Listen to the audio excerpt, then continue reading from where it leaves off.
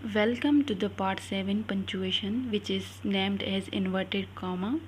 The first rule is that inverted comma is used in direct speech. For example, the gallery curator says the painting reflects a deep connection to nature. Okay, so in this we have added inverted commas.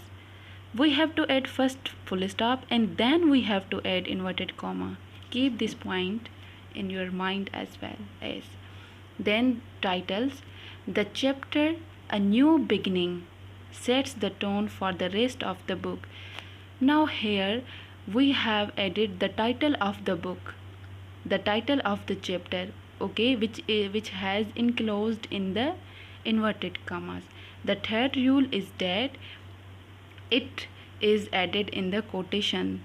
Okay, for example, the Usman bin Affan, may Allah be pleased with him, narrated the hadith, the best of you are those who learn the Quran and teach it. Okay, these are the words of Prophet Muhammad sallallahu alaihi wasallam, and these words are quoted by Usman bin Affan. Okay, that's why we have added quotation.